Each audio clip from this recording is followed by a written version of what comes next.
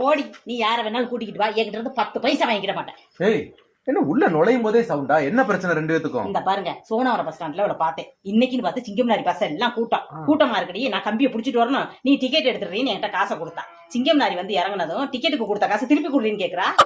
ஏமா, என்ன டிக்கெட் எடுக்காம ஓசியில கொண்டு சிங்கம் நேரில் இறக்கி விடுவாங்க? டிக்கெட் எடுக்க வேண்டாம். அதுக்கு உன் பொண்ணாடி டிக்கெட் எடுத்தாங்க. ஏ, உன்னைய டிக்கெட் எடுக்காம சிங்கம்னாரிக்கு கூட்டிட்டு வந்தது என்னோட திறமை. திறமையா? இந்த பாருங்க, சோனாவரத்துல ஏறும்போது கண்டக்டர் முன்னாடி இருந்தாரு. அவரு டிக்கெட் எடுத்து பின்னாடி வர்றவங்களுக்கு சிங்கம்னாரியே வந்து சேர்ந்துருச்சு. அதுதான் இறங்கிட்டேன். அப்ப டிக்கெட் எடுக்கல. யோ, ஊர் வந்து சேர்ந்ததுக்கு அப்புறம் டிக்கெட் எடுக்க உடனே மாதிரி லூசு நினைச்சியா? ஏ காசு போடி, இப்படி காடி யாரையும் பாத்துக்கிறேன். பொண்டாட்டிய கண்டிச்சு காசு வாங்கி தர துப்பு இல்ல, நீ எல்லாம் ஒரு புருஷன்.